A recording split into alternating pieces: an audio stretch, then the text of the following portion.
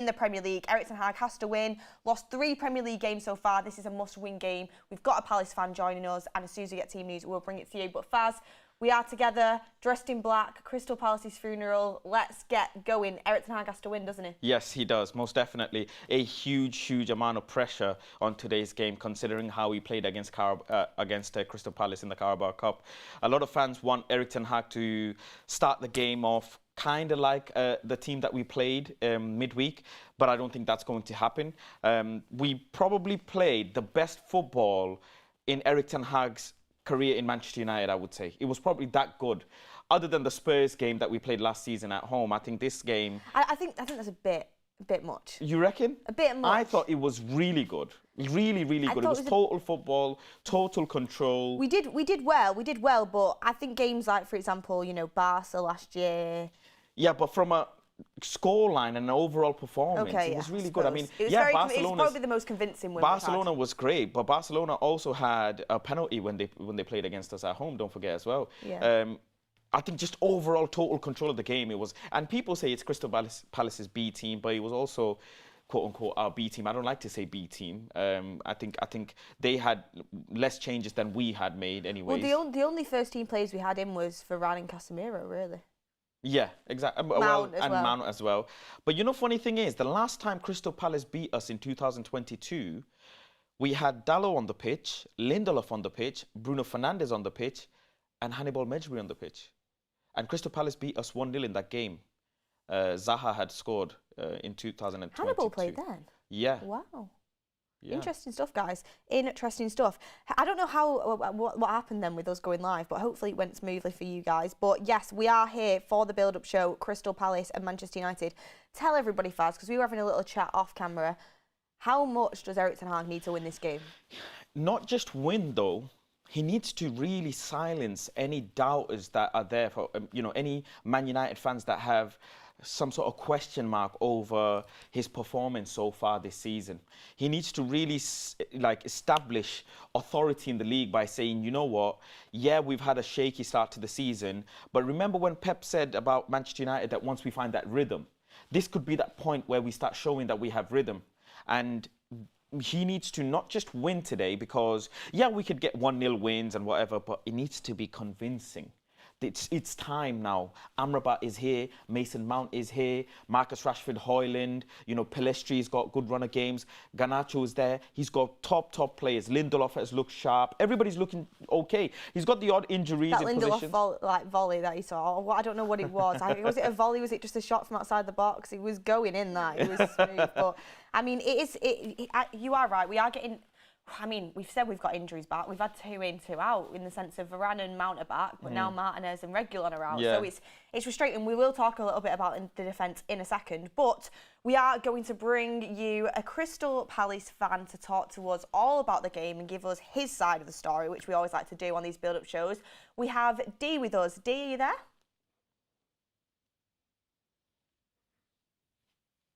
Do we have you, Dee?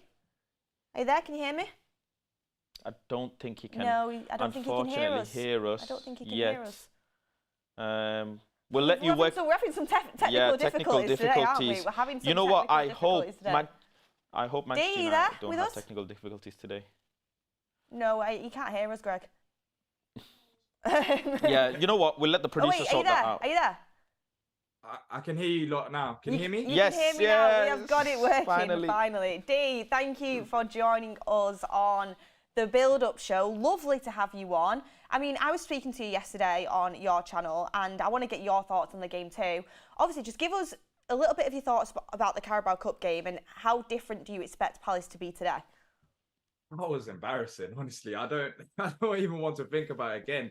I was shocked because I was expecting more of a battle from Palace, and we just didn't have that. We just went out on the pitch expecting to lose the way that we, you know, played for 90 minutes. It was so easy for United, and I expected Palace to challenge United a bit more due to how you have started the season.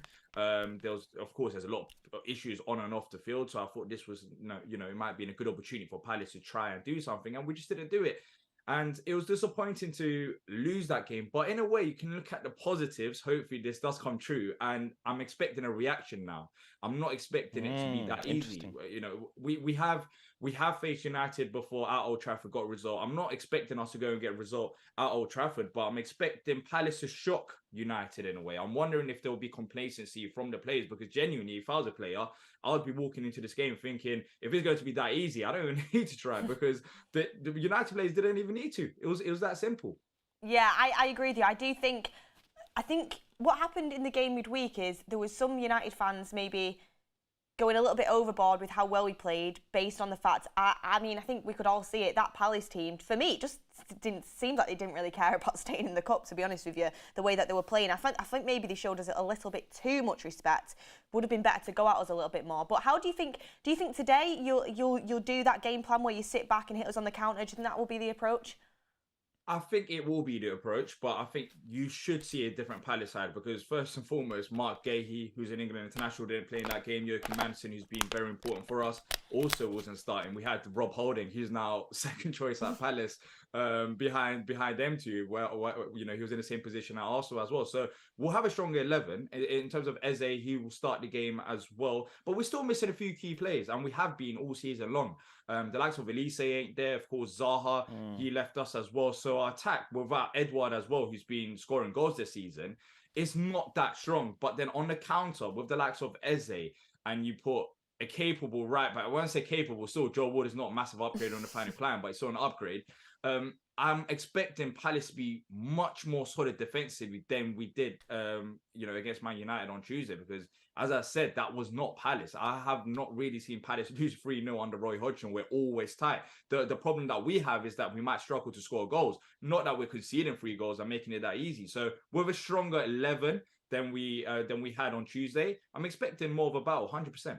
I do think it will be a much tougher game today. I think it'll be a completely different game, and I do rate, like you said, especially Eze is a really good player, and Gahey and Anderson coming back in will definitely make your defence stronger. Faz, do you want to talk today a little bit about that? I want to firstly ask you, as a Palace fan, what are your aspirations for this season? Because games like today, you know, you'd be looking at it where you're coming away from home. It'd be almost like a win if you can come away with 1 point, considering one of your biggest star players, Elise, is injured, right? So what do you expect Palace to do? Are you going to see them maybe fight for a point and come away with a point, or do you actually think Palace, like you said before, they want to go out and kind of react from the loss that they did? Do you expect them to go for the win? Give me the point. Give me the point right now. And let's end this game. I'll be more than happy with a point. Look, we're facing United at Old Trafford. We just lost, what was it, 3-0? I'm trying to forget the game, on Tuesday. And we're going into this game with all Palace fans pretty much down.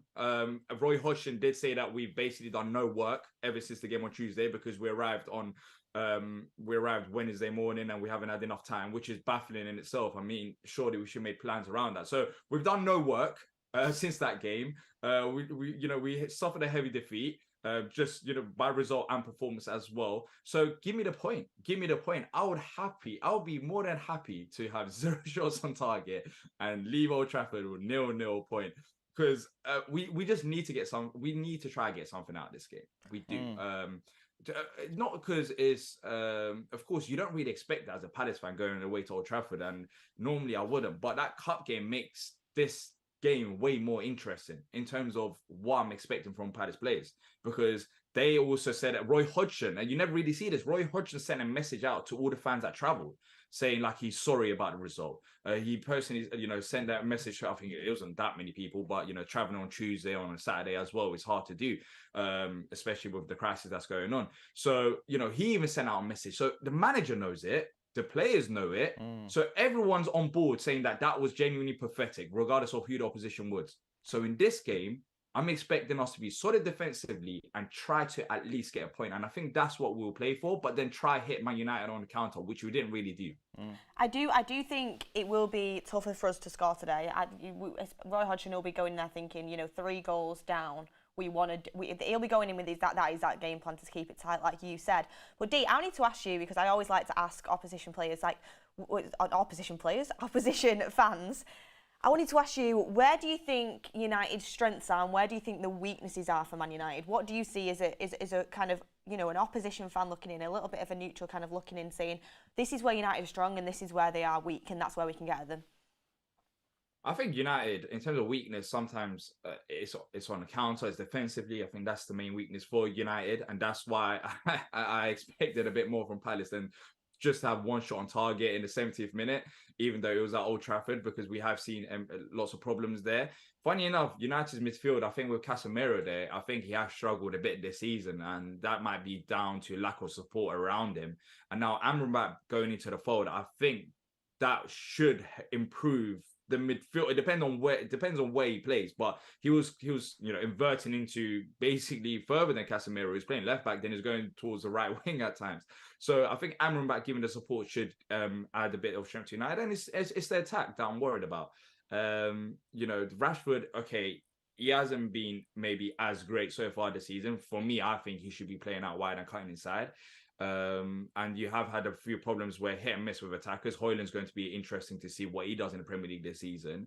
But I wouldn't say your attack is your weakness. Maybe your attack can do better. But overall, I think it's a defense. When you're still looking at some of the options that you have playing for you, and the injuries, Martinez being out, I think that's a massive, massive miss. And Palace need to look at that.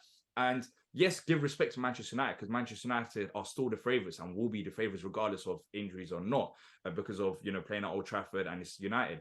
But we shouldn't give you as much respect. As a Palace fan, I don't want us to give you as much. I want us to have a go. If we're going to lose 3-0 anyways, have a go and lose 3-0. Try and test out the defence, because I think that's the one area that Palace should be targeting in this game. Definitely agree with you there. Exactly what you said. Our midfield has been a bit of a problem all season so far. Hopefully, with Amrabat coming in, even though he's going to be playing as a fullback today, we think it's going to be interesting how he does in that inverted role against a stronger Palace side. And this is another question I always ask the opposition fans whenever they come on the channel: is if you could have one player from Man United's team to come to Palace, which one would you pick? It's not going to be Maguire, is it? I feel sorry for him. One player who I would pick, I mean, we need a few players. I'll probably take Rashford. I knew. 100%. Every single fan that comes on says Rashford. And he gets so much stick from our fan base a lot of the time. And I think we do have to realise he is such an important player. And everyone from the outside as well looking in. Obviously, they're not watching United as closely as we are, but they can see how positive he can be. But it's interesting that everyone's... But could I just ask you... Wan-Bissaka. Yeah. But could I just ask you, if Wilfred was still here, would you had picked Rashford? No. If you go. Zaha was here... Yeah. Yeah, if Zaha was here, I would have 100% picked Wan-Bissaka. Like, 100%. It sounds crazy maybe to you lot, because he's not...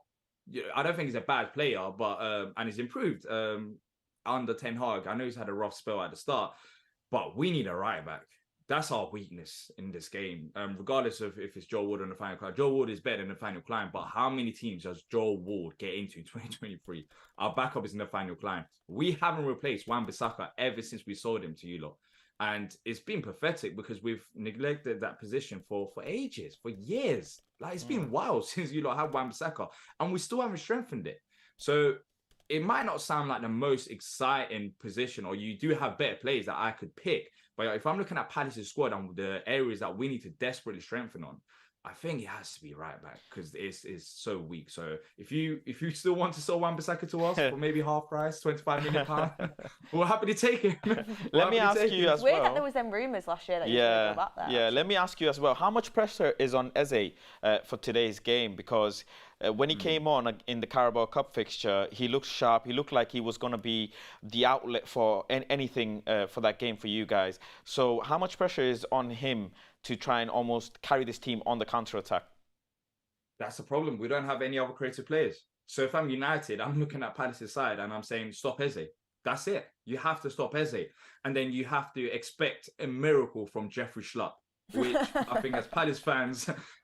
I mean, you're laughing, Beth, but we're laughing as well, because we don't know how Jeffrey Schlupp is still playing for Palace in 2023 and starting all these games. And it shows the weakness in our squad when injuries come. We don't have a proper squad. We have a decent 11, but we just don't have that squad. So if you stop Eze, then I think you stop Palace pretty much, unless you it's see true. Jordan Ayew having a fantastic Oh, game. I don't Which he has like had a few Jordan decent Ayew games. at all. I've got to be honest. I actually think Ayew's quite decent. What? I actually think he's You're quite having, decent. honestly, I think he grinds my gears sometimes. I don't like him because he plays quite dirty, doesn't he? He winds me up every time he plays. Sorry, no offence. But with Ayew, But he's a workaholic. I really don't like him, but he does work hard, and I don't know if it's because Palace doesn't really have that many star players, especially now Zaha's gone. But Ayew is always a player that stands out to me. I mean, he's a veteran of the Premier League, but I don't like him. And I'll be honest, I know Edouard is scoring, but I also don't fancy him as a striker. He's just No, neither do I. Well, he won't be on the pitch today anyways. He'll be Yeah, he's not on the because pitch he's out anyways. injured I because of think his hamstring Mateta's injury. good. Mateta's decent. Yeah. Maybe yeah. I'm obviously coming out. I don't watch Palace as closely as you, but from what I've seen. Yeah, this season he has been good, but both Edouard and Mateta, going into the season, it was scary seeing them both start, as our main attacking options, as our strikers, because both of them have been very inconsistent. They just haven't been that good. You have one goal in like 5 games or 6 games, and then they'll disappear, nothing else. But so far this season, both Edouard and Mateta have actually been solid. Can I just say as well, I'm actually not worried about Palace scoring from open play. I'm actually more worried about, one, Eze carrying the ball, dribbling past a player and dragging fouls in the final third or in dangerous areas of Manchester United's half. That's one. And two, obviously, if Manchester United concede a goal from a set play, we're the typical team. For the first 20 minutes, we'll look like prime Barcelona, prime Real Madrid, prime Man United, and play absolute controlling football. And fans will be like, this is amazing. But then there will be that one odd foul that Lindelof will give away, or Dalot will give away, and get an early yellow card. And touch wood, it doesn't happen. God forbid it doesn't happen. I don't want to speak into existence, but you know what I mean. From a set piece, they score, and then they now park the bus. Well, what we do have, D, I'll get you score prediction and let you get off in a second, but what we do have, we can bring to you now. We do have the team. We do have the Manchester United team anyway, so D, you can have an opinion on it. I think we all knew this was the route it was going to go down, but the team is everybody. Here first on the United stand for you. It is Onana in goal, Dalot right back, Varane and Lindelof centre backs, Amrabat left back, Casemiro, Mount and Bruno in midfield, and Pellistri, Hojlund and Rashford across the front three. So Pellistri gets a start again. Really, really happy for him. D, what do you make of that team for United? Yeah, Pellistri, he was very good. He was very good against us as well. I think Amrabat versus Jordan Ayew will be more interesting because Rak-Sakyi faced Amrabat. With all due respect, Rak-Sakyi, as much as I want him to play, he didn't seem physically ready for this game. And Amrabat had a very easy game that he could attack. And look, it is on paper a very strong squad. I'm looking at the midfield. Casemiro and Mount had a very good game against us. You had Bruno there there as well, and I think your squad gets stronger. I know a lot of United fans talk about Bruno, whether he's good or not, but I think that midfield is strong. Pellistri should be interesting. I think when you consider the attackers that you have, I want to see how our defenders react to it, because I think that defense that we had on Tuesday there's levels beyond it. I'm expecting, we'll see, maybe you beat us 4-0 this time around, but Guehi and Anderson in that defense just changes the game for me. It changes it massively because I think they complement each other's games very good. They've had a great start to the season, but it's that midfield that I'm slightly worried about. Hughes and Decore versus Casemiro, Mount, Fernandes. The Eze will be there as well. I think, of course, United should win that battle, but we'll see if we have an adjustment plan for that because I don't think the midfield will change. And in attack, it's going to be Jordan Ayew versus Amrabat. So we'll see because you were talking about fouls. It's not going to be only Eze. Ayew is a menace when it comes to fouls. He wins fouls left, right, centre, and he will try to win them in this game. That's what he looks for all the time. So we'll see how he does against Amrabat. If Amrabat is physically strong against him and tries to bring him down a few times, Ayew will try to milk it out and get a foul out of them situations. So that'll be interesting to see. But overall, it is scarier than Tuesday, of course, based on some of the names that you mentioned. But we'll see how we do defensively, really. I forgot about Decore. I actually wanted us to buy Decore. I think he's. I don't watch Palace as close as you, but I really do like him. Young player, I don't know how I forgot, but really good player, I think, and I have always liked him. Strong player there. But lastly, Dee, I'll let you go so you can get ready for the game, but can you give us a score prediction from your side? Yeah, I said it on our channel as well. I'm going to go for a lot of Palace fans don't agree with me, by the way. I'm going to go for 1-1. I don't know why. I don't know why I've got that optimism, but I do know because I'm expecting a reaction, but I don't know how much of a reaction it'll be from the players. I'm more hopeful right now, but we need to try and make it difficult for United. And as the game goes on, let's say still 0-0, go past half time and the game opens up. It's important to go into the game 0-0, well, half time 0-0. And the second half, if we can create a few opportunities here and there, because we don't score in the first half. Palace don't. Like, we genuinely don't score in the first half. So if we just score in the first half, that'd be a miracle. We're a second half team. We actually attack in the second half. So as long as it's 0-0 at half time, then we attack in the second half. You never know. You never know. So I'm going to go 1-0, but it could easily be like 2-0 again or 2-1. I could see that as well for United.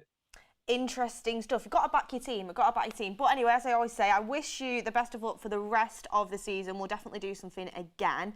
Just not for today. Just not for today. Don't wish you luck for today. But, I mean, if we do beat you, I'll be watching your channel later on to see your reaction. If we get beat, I'll be avoiding it. But Dee, thanks for joining us and thank you for coming on.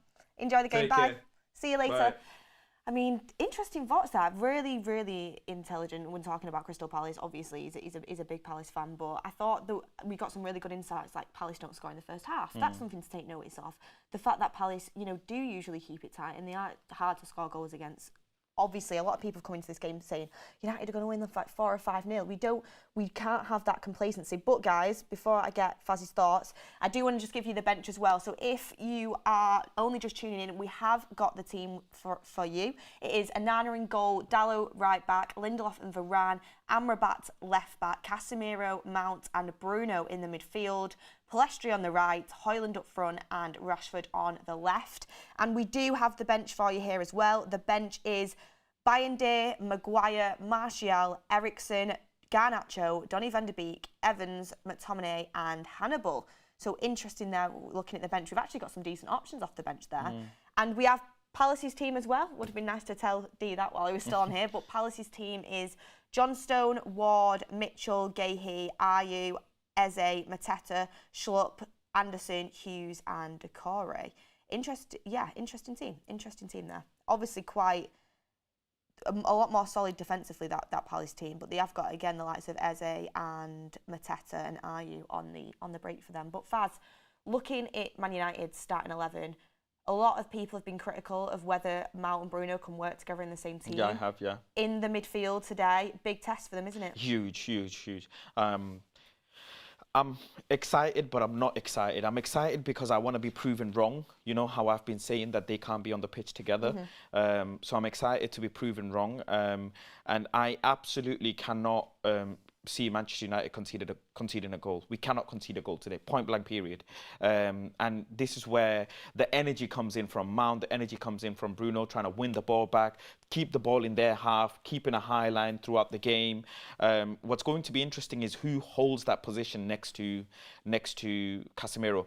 Funny enough, obviously in the Carabao Cup game, we saw Amrabat coming in the midfield so much. We saw Diogo Dalot as well coming in the midfield so much, inverting in so much. If that's the case, which I'm presuming is going to be today, where do Mount and Bruno go and how do they negotiate the sharing of the space higher up on the pitch? Because any given moment, if let's say Varane, Lindelof, everybody's nearly on a halfway line, Casemiro's just in front of them, and at some times we have a front line of 7, front line of 6. And if Crystal Palace hit us on the counter and there's no one just holding that half position just in front of Casemiro, we're going to be in deep trouble. Who is going to sacrifice?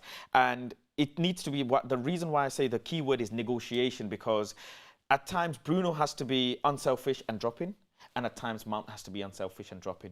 We can't have both of them have the freedom of staying up all the time, and that's going to be very interesting to see. I think it can work if Palace play the way I think they're going to play, which is where they sit in. If they actually try and press us and attack us, which I don't think they will, then I think we could found out. If I was Roy Hodgson, I'd be trying to test that midfield a little bit. I would be, but I don't think they will. I think they will sit back. Amrabat, it'll be interesting to see if he can come into the midfield and make that difference the same way he did, obviously, in the game against Palace midweek. It'll be interesting to see if he can keep that up, because it is going to be a tougher game for him against Ayew, just like Dee said when he came on.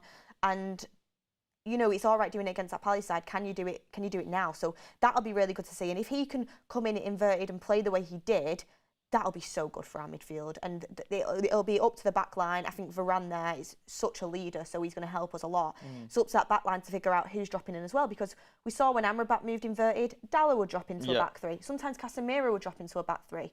So it's all about working together as a team, which is something that we've lacked. We've lacked that teamwork at times. And I thought in that first Palace game, you started to see that really come into play. And hopefully it continues with a few first teamers back today. Everyone get your opinions in the chat as well, because there's a lot to talk about with that lineup. Obviously Pellistri starting, Rashford comes back in. Does he have something maybe to prove a little bit? I mean, it'll be interesting to talk about, so get your comments in. Ronald Jacob says, not sure if done properly, but can we take a moment to appreciate my brother Faz's John Wick look today? This game is a good test to see if Bruno and Rashford are any good now and deserve to stay in the team. Ronald, thank you for your super chat. Of course, Bruno and Rashford are good players. They are. I think as a fan base, we need to be a little bit more I was appreciative thinking of that them. yesterday. You know how we've had a lot of back and forth with just everyone about Marcus Rashford, Yeah. and I think I've made my mind up after sleeping on it for remember after I spoke to a winger, tried to understand and I think I've made my mind up that, you know what, I'm just going to accept Marcus Rashford for how he plays and how he is. I am not going to ask him to track back, and I'm not going to hold it against him. I am. I appreciate that. I can understand that, but the fact is, in the last 5 years, Marcus Rashford has had an average GA of how much? 20 plus. It's all about the team, Vaz. It is. Ricky will tell you. But last season, Beth, how many goals did we score in all comps? We're not Marcus Rashford FC, we're Man United FC. For sure. For sure. We need to be able to score goals as a team. Can someone comment? But I've got to say, I'm a fan of Rashford, and I do think he gets a little bit too much stick. What I will say on Rashford is his goal threat is brilliant. I think a signal of that was when we're losing against France in the semi-final of the World Cup, and he brings on Sterling before Rashford. He was absolutely criminal. Rashford can come on and he's a game changer. He can make goals out of nothing. He has great individual brilliance. He's got that turn of pace. He's got the dribbling skills. He's got that goal out of nowhere. He's got so many good traits. So many good traits. And he actually is a very good passer of the ball, especially long distance, and people don't realise it. The problem I have with Rashford, and you're allowed to be critical of your players, is work ethic. I don't think he tracks back enough, and I think you have to. Giggs was one of the best wingers I've ever seen. He tracked back every single time. So did Beckham. No one's bigger than the shirt. You have to track back.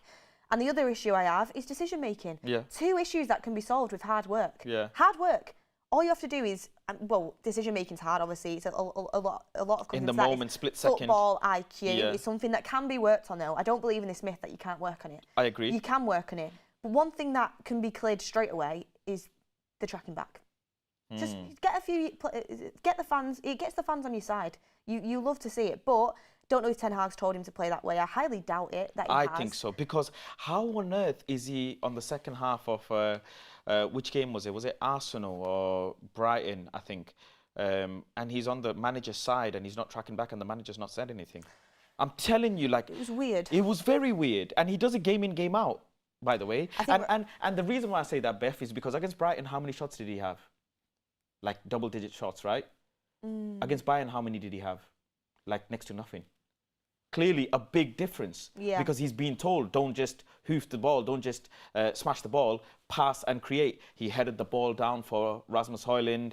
One time he even passed the ball, on the byline that the VAR said he'd gone over. So he is going to try and create. I've got a target for Marcus Rashford, which is 15 assists this season in all comps. I would be happy with that. But I just want to say, Manchester United scored however many goals all comps last season. I promise you, Marcus Rashford was probably involved in 30% plus of those goals. Yeah, which is a lot for any player. That's like it's like Bruno as well. Whether you have a problem with Bruno or Rashford or you don't, I think they're 2 of our best players, especially Bruno Fernandes. That's just my opinion. You can have yours, but they're involved in scoring goals for us, and ultimately that's how you win games. True. I think Bruno and Rashford will both have really good games today. I think Rashford's going to score. He has to. I think he will, because we've seen it before. I know he was only rested. It was not as if he was dropped; he was rested. But we've seen when he's out the team and comes back in, he usually has a big effect, and he can turn it on when he wants to. I think he'll turn it on today, and I think he will score. I think he'll have a good game. But one player I did want to talk about, and everyone in the chat too, I also think as well, actually, with Rashford today, I think you'll see him looking for Hojlund a lot more. He's been doing it more regularly, and they've had time to work together again, training this week. I feel like you'll see that partnership start to build, which will be nice. But Faz, Pellistri getting another chance from the start for Manchester United at home on the right wing. He's one of the only players to kind of keep his place, really. That, you know, the younger players that are kind of fringe players, what you would say, to kind of go into the team. I thought he had a great game in midweek. What do you expect to see from Pellistri today? It's going to start, the temperature's going to get hotter and hotter on him, because when we wanted him to start is because Anthony, in a lot of people's perspective, wasn't performing because Anthony's output wasn't there. He wasn't getting assists, he wasn't getting goals. He was working. Anthony's the #1 hardest worker, probably winger in the league. I've said that many, many times. But again, the output numbers aren't there. Just going to turn the temperature up on Pellistri a little bit against Palace and say I'm expecting him to be involved in some creating some goals today, or in some big chances for sure. One thing though, I say that, but most definitely he doesn't have the physicality. Yeah, that's something that needs to improve. It's a shame. That's something I hope the club address and work with him on that. Too many times he gets pushed off the ball too easily, and it's a shame. He just needs to work on it and kind of solidify his base, kind of strengthen up a little bit more so he can hold off defenders a little bit more, because that'll help him.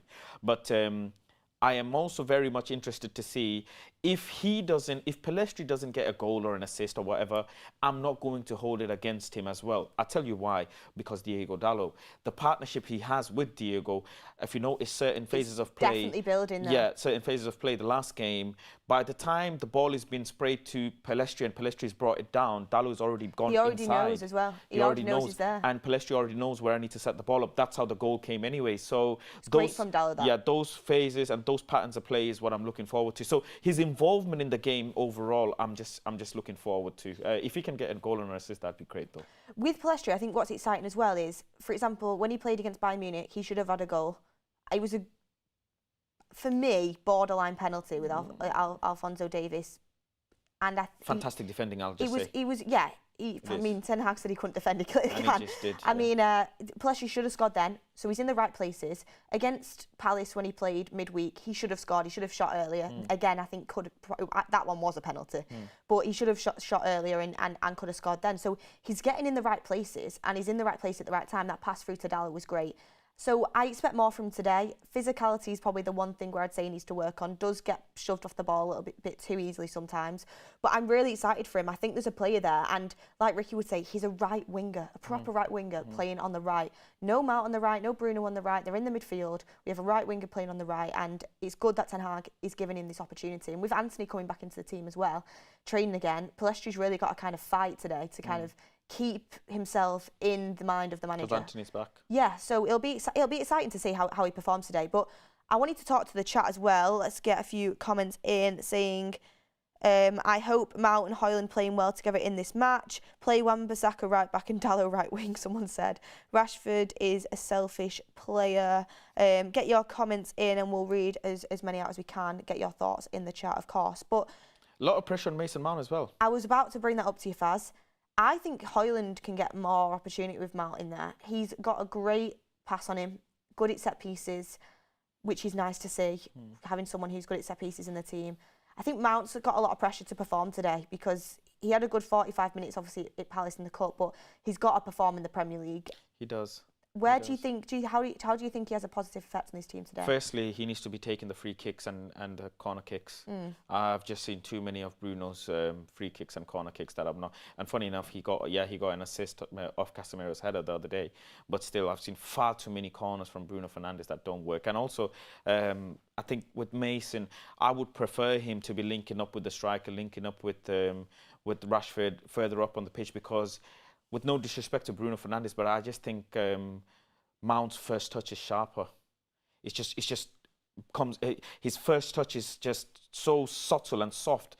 it just comes off well for the other players, whereas Bruno's is the opposite. He almost like needs one touch extra for him to be able to pass the ball. And prime example in the Carabao Cup, you see, I think when he set up, when he just backheeled the ball to Hannibal, it was just a soft touch pass. And I think those intricate passing would be nice to see. And funny enough, though, I'm interested to see, hoping that Mason stays on the pitch and Martial comes in second half.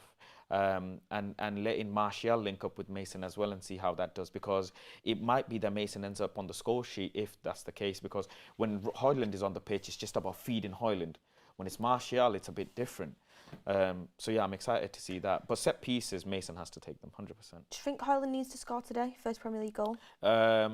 Any striker in the Premier League, if you're playing for Manchester United, especially, you have to score if you get the chance. Yeah, and he gets chances here and there. Some of them get defended, some of them get blocked, but it's not pressure. It's just a basic norm expectation. You're a striker, you score. I mean, it's good that he got that goal against Bayern Munich. I think that eases the pressure a little bit. But he did score, obviously, against Brighton, but it was chalked off. It'd be nice for him to get a goal today. It really, really would do. I mean, Faz, I've not actually spoke to you about what you're expecting today. I mean, what are you expecting from the game? Are you expecting a high-scoring game? Yes. Are you expecting, Man United to wipe the floor with Palace? Are you expecting a tough game where we maybe just nick it? What are you expecting? I want Manchester United to score minimum 2 goals and keep a clean sheet. Clean sheet is most definitely important. Palace are 1 point behind us as well. Don't forget. I don't know if people forgot that. If they win, that's going to again, touch wood, God forbid it doesn't happen. Even if they draw, it looks very bad on us. But considering how many goals Onana's conceded in all comps, he needs some clean sheets just to get the media off him, just to get the fan base settled in. And also, in general, the players that we've swapped and brought in Bruno and Rashford, our defensive back line, considering like-for-like player versus Palace, we just got a better team on paper. Again, no disrespect to Crystal Palace. Based on that, I'm expecting. But Manchester United are a funny team, aren't they? We'll do a great performance midweek, and then come weekend, we'll just stink it up. Especially against smaller teams. We always do that. Against big teams, we turn up. Against small teams, we don't. So we'll see. But I'm expecting 2-0 minimum. Jesus, Villa are beating Brighton 4-1. Ollie Watkins hat-trick. By the way, honestly... And the people who said they don't want Ollie Watkins in Manchester United, shush. Ollie Watkins isn't good enough for us, I don't think. I think Ollie Watkins is a good player, but I think he's a Villa player. He's opinion. A top-class player. For me, he wastes too many chances. He needs about scored a hat-trick against Brighton. 3 chances. The commentator was saying Brighton is a title contender team.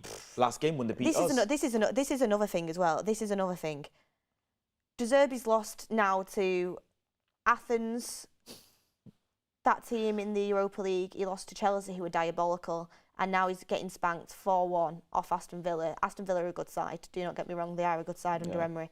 But people are like, oh, get De Zerbi in, get De Zerbi in. It's like, no, that guys, was a bit please. reactionary. Yeah. Like, people change like the wind. It's like, go with the wind. It's like, back this manager. Erik ten Hag is our guy, and I do think De Zerbi is a good manager, by the way. I think he's a brilliant manager. But people do our reactionary stuff, and when you're managing Brighton, there's so much less pressure. No one's going to talk about Brighton losing 3 games in a row.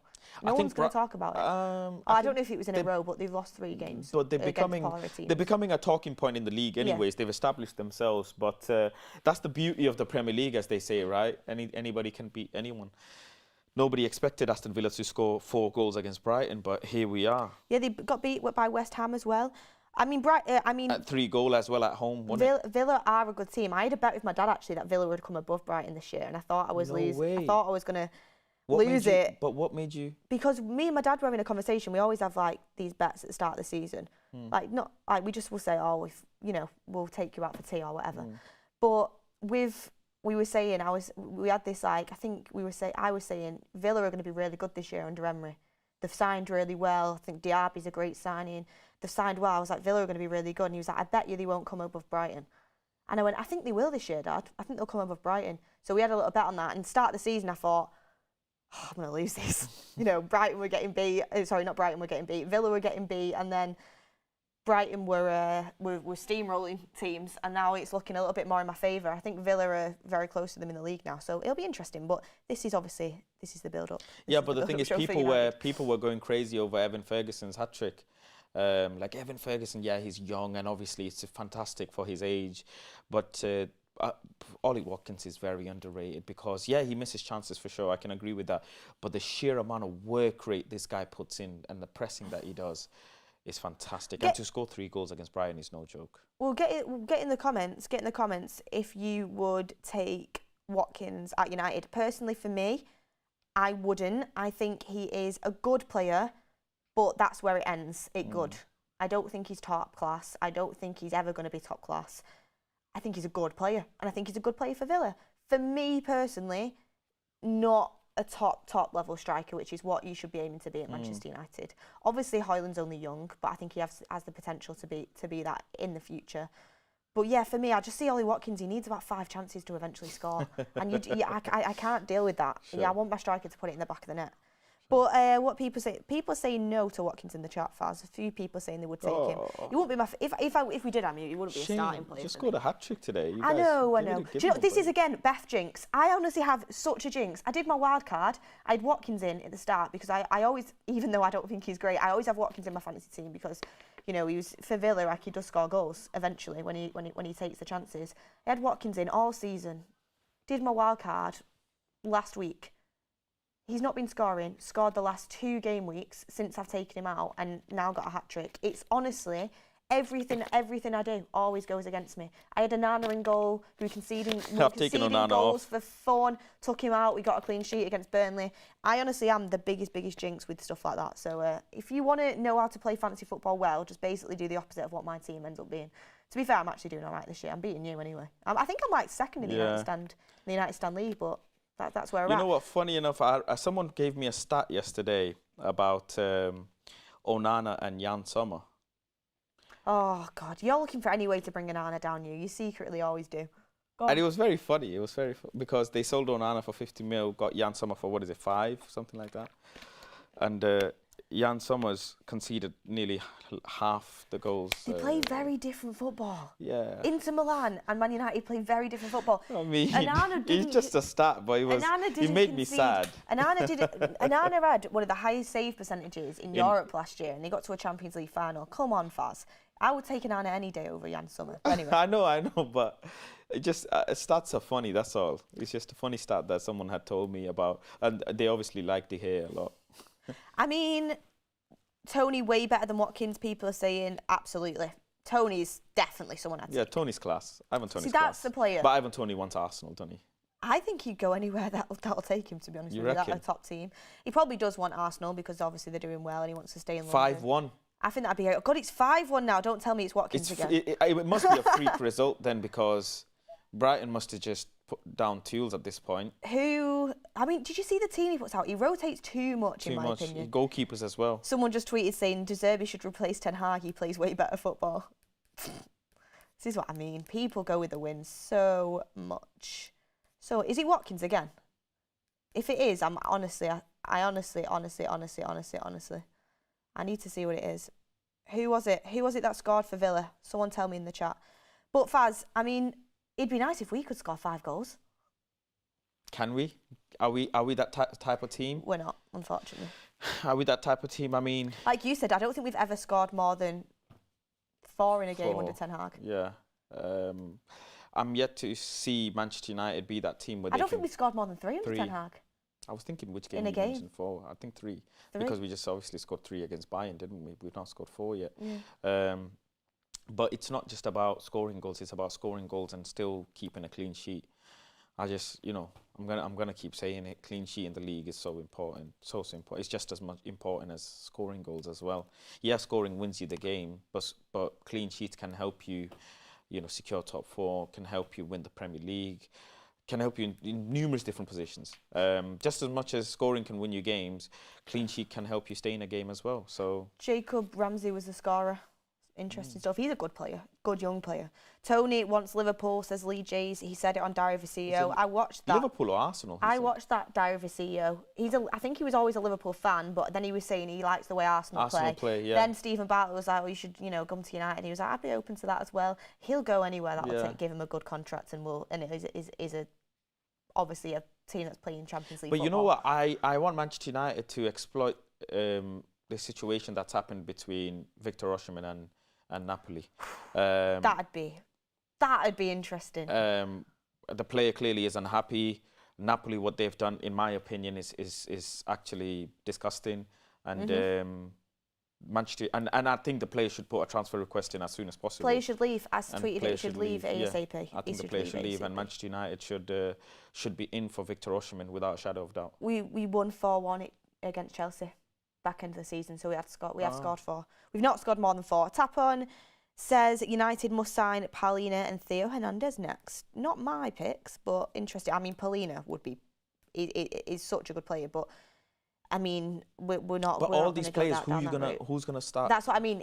We've got Amrabat in now. Yeah. We don't need him now, but he is a top player. Theo Hernandez is obviously a good player, but when Luke Shaw's fit, I mean, he's funny my enough left back. though, you say about jinx, Beth, and I can't lie, you have jinxed it really bad. You said obviously Reguilon had the contract, and now he's injured. And funny enough, the day that we signed Reguilon, I put a tweet out saying we signed Arsenal's doctor and to fix Tottenham's player because Reguilon's injury record is so bad. And I know on that day you might have got the point, but on the hindsight and overall, we did get Arsenal's doctor to fix Spurs' player. So when Reguilon did first sign, I wasn't happy with the sign. I just think he's done well. But Faz, coming up to obviously the last kind of 10-15 minutes of the show, I wanted to talk to you about your players to watch today. So obviously, I don't know if we've made the graphics or not, but if we've not, we're going to talk about it anyway. So who are your players to watch? I think we've actually got it down that yours were Casemiro and Dalla. Did I? I have goldfish memory. I don't remember. Casemiro more so because Diego Dallo is my favourite player, firstly, but Casemiro more so because he's got a lot of criticism from people. And I was actually having a conversation with some Manchester United fans last night, big up the community, and I was saying, they were arguing, has Casemiro started declining, or has he hit a plateau, or has he stagnated? So it's actually a very interesting conversation, because is Casemiro getting better with his age? Is he aging like fine wine, or is he just stagnating? I think the fact that he's our top scorer speaks volumes. Is it that he ends up in the right places and he's scoring, or is it a managerial tactical thing? I don't know. I think what's going to happen now, though, going forward, is this season we're really going to see if he's actually declining or not. Last season he was still, coming in first season fresh, whatever. But now you really see if you're about the Premier League. And for me, most important thing is he just needs support. I've again accepted that he needs support, and he's got Amrabat now. I'm expecting him to have less suspensions this season. I'm expecting him to continually have these goal contributions, and most importantly, be a pivotal part to help us keep clean sheets. But I don't think he's declining. Certain players decline very quickly, and certain players decline very slowly. I think he's been a victim of the system around him not helping him out in the stance of the midfield. And I also think as well, this is a thing that we know about Casemiro. He takes time to defrost. Like, start the season, it takes him time to get into his rhythm. It honestly does. I remember when we first brought him in and he wasn't playing very well at first, and then he became obviously very, very good. And it's like when he got that red card last year and he was out, he came back and he took games to warm up. This is what happens with him. And I was thinking, God, is he only just starting to warm up now? But I generally think that's maybe what's happening as well. Can I ask you an honest question? Yeah. And to the chat as well, please do answer. And be very honest, without any bias. Do you think Casemiro has been consistent over the whole course of the season? No, absolutely not. So it's fair to say that he's only just started playing well. Right. Only just. And it's fair to say that he's not declining at a fast rate, but he's definitely looking like it's going to start declining. It's just, again, we have to be very honest with ourselves. And that's why Kubi Minu's the understudy, isn't it? If he plays like he did against Palace. But is he going to play like that over the course? Do you know what it is with Casemiro? When he's on it, he's so good. Like, he is so good when he's playing at his level. But he also can be really sloppy. Out of 60-odd games that we play in a season, and again, hopefully we play as many games as we possibly can, but let's just say about 50 games in a season, if you can play 30 games consistently at a 7+ rating, 7 or higher, then you have been consistent. Because footballers have days off, footballers have bad games, teams lose, whatever.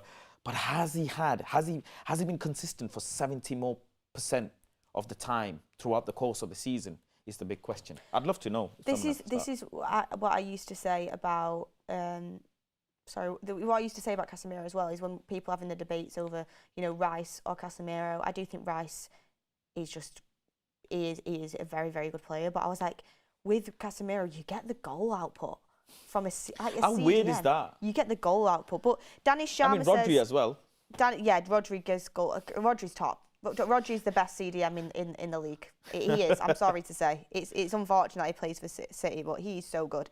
Danny Sharma says, agree with Beth here. Ollie isn't a big team player. Spurs player at best, but not a Premier League winning striker. We've been deprived of a good striker for so long. Our standards have dipped. Ronnie Dodge says, Amrabat and Dalot invert. Casemiro looks better. And next up we have my play to watch, which was Bruno Fernandes, because I think, he had a little rest midweek. But people are saying I'm Casemiro out, I'm not Casemiro out. It's just conversations. It's honest opinions. Yeah, it's just having honest conversations. You can criticise a player and still like the player. Yeah, I love Casemiro, but it's honest conversations to be had. I mean, my next play to watch would be Bruno, because captain had a rest midweek. I think it's a really important game to see how he plays with Mount. I'm excited to see him play, and hopefully he can provide the creativity today and keep hold of the ball, and he's playing in his preferred position, so I'm excited to see him. Your other one was Dalot, Faz? Fantastic. Jose Mourinho said something very interesting when he had signed Diogo Dalot, that he's going to be one of the best right backs in the world. Diogo Dalot is he's still, what is he, 24? Is he 24, 23? If I'm not mistaken, by the way. He's just fantastic. What a player he is. And we don't appreciate Diogo Dalot enough for what he does. People keep going on about his defending. But then people also go on about Bissaka's attacking and he doesn't attack. But it doesn't matter when he's whipping, the way he crosses the ball into the box for the strikers. We've been crying out for a striker for how long? We've got one, and that's exactly what he's doing. He got an assist the other game. Hojlund should have scored one of the goals that he had put into the box a few games ago as well. He's a fantastic fullback. His reading of the game is so good, so good. Just to come in, because I agree with what you're saying. I really, really like Dalot. I think he's a player that gets a lot of criticism. I don't get it. Like, I love his mentality. I think people forget how young he is. He's 24. And by the way, let me just tell this. Much time left. Let me just tell this to the fans. Diogo Dalot, I've met him probably 15 times now, right? He never, ever, ever declines a picture, a conversation, or a signature with a fan. Ever. Every time I have been to Manchester United, he is the first player in to sign every fan and meet every fan. He accepts presents. He'll give you a message. He's the most nicest player, and I've met a lot of Manchester United and non-Manchester United players. He is probably the nicest player, professional, I have ever met in my life. And there is absolutely no way, and the way he performs. I mean, the viral video of me telling him to get back in form, right? Someone says, do you keep count of that? Of course I do. He's one of my favourite players. And funny enough, he recognises me now. But anyways, after that video... Do you think Faz has got posters of Dalot in his room? I should make one. But the next game, when I had told him, he smirked, because we're just honest, and he knows what the fan base think of him, They want the best for him, and he wants the best for the club. And that's the reason why they gave him a contract extension. Yeah, I really like him. I think he's quality, and I think he's got room to improve. He's only 24. There's a reason why he's established Portuguese international. He's a good player. He's a very good player. And he turns up in Portugal as well. Apparently, Shea Lacey is absolutely killing it in that game. He's just scored again, 5-1 to Man United under 18s. 6-1 to Newcastle under 18s. It's 6-1 then. 6-1 for who? Villa or Man United under 18s? Which one are you talking about? Man United, not Man United. Because Man United under 18s 6-1. 6-1. The Derby's the truth, guys. It's a freak result, this is. The players are down in tools, must be today. I mean, wow. 6-1. 6-1. Crazy. Crazy. But yeah, Shea Lacey's killing it. I know you know him. He's going to be so good. He's Yeah, young, but he's going to be so good. Yeah. But my next player to watch is Rashford, my last one. The reason it's Rashford is because I think he has to have a good performance. Fans are on him a little bit. He's not had the output we would expect from him so far this season. You can't play poorly and also not be contributing with goals and assists as well. So I think he's got to perform today, and he's had a little break out the team. Garnacho got a goal in his position when he played midweek. So I think Rashford has to come in, and he has to. I'm not saying he has to score, but he has to play well. He has to play well, and that's what I expect. Anyway, 6-1. Who was the player to score? That is interesting. What's your score prediction, Faz, for Man United today? Get your score predictions in, everyone, as well. Beth, how, on a percentage-wise, what percent better are we than what we were midweek? As in the team? Yeah. Think about it. And get in the comments as well. What percent better is our lineup today compared to... Not much. Because 20%? What's the differences in the team? We've got Rashford in for Garnacho and Bruno in for Hannibal. Bruno's... No Maguire? Bruno's top. No Maguire as I'd probably say 30% better. 30% better, right? Nothing and crazy. what percentage better do you think Palace are? Quite a bit. Interesting. Because I think they've got some of their key players back. If you consider that, then Palace are likely to get a goal, and we're likely to get maybe the same scoreline. So based on that, I'm going to go with 3-1. Oh, I've just realised Ricky said he sent me a voice note to play on the show. 3-1, I would say, but I hope we can keep a clean sheet. I'll bring that up now. If people are interested to hear Ricky's thoughts, we are going to get him on the build-up show at some point to call him. We just need to work him through Zoom. You know what he's like. But this is his voice note. I'm absolutely devastated. What's so difficult for him to see? What on earth is so difficult for him to see? I'll be staggered if we play well again today. I'll be absolutely shocked if we play. And I don't need people saying to me afterwards, oh, Palace had a stronger team out. With this team out, we're not capable of passing the ball around as well as we passed it around the other night, no matter who we're playing against. He's gutted Martial hasn't started. Is there a shout for Martial to could have started today? Or is he watching his injuries? He needs a reliable striker. Martial isn't the person to lead Manchester United anymore. Let's just be honest. He's broken Ten Hag's heart way too many times, and obviously the fan bases as well. He's just not a reliable person. And why would I start you in anything if you're not a reliable person? You know, that's just reliability is so key. And he can rely on Rasmus Hojlund, even though Rasmus has a condition that they're managing. I don't know to what extent it is now, but. This is Martial's career in Manchester United now. He's just going to be a bench player. And if we don't go and sign another striker next window, I expect Manchester United I predict Manchester United are going to trigger his 1-year extension as well. I think he's got an extension left if we don't have the budget to sign a striker. It depends, obviously, with the takeover and whatever happens, but we'll see. I would have liked to see Martial maybe on the left, but I don't know if he's got it in him to play on the left anymore, you know, with the amount of work it takes is in with the legs and, you know, his injury record. People complain about Rashford not working hard. Martial don't work hard at all. Martial, genuinely, honestly, Martial works harder than Rashford does. You reckon? Yeah. I don't see Martial run or press or... When he plays on the left, he does track I'd love back. to watch a game next to you when Martial is on the pitch. The reason I know this is because Ricky's taken me through it about 5 million times. Genuinely. But anyway, guys, that is the build-up show. Last score predictions, what are you going with? I said 3-1. 3-1. Yeah, I'm going to go with 2-1 to Manchester United. But hopefully we get the win. 3 points is all that matters, but we want to see a good performance. Did we text the group chat with our prediction yet? I'm not sure. We'll see after the show. But Mark is now live, everybody. If you want to head on to the watch along, we're going to head down to Old Trafford and watch the game there. We will be on the forum after with you guys. We've got a great lineup on the forum, so make sure you tune into that as well after Mark's final score, obviously. But thank you, everyone, for getting in the chat, getting your comments in, and super chats as well. Make sure you hit a like on this video if you're liking the build-up shows. We love bringing them to you. And yeah, come on, United. Let's hope we get the win, and we'll see you very, very shortly after the game.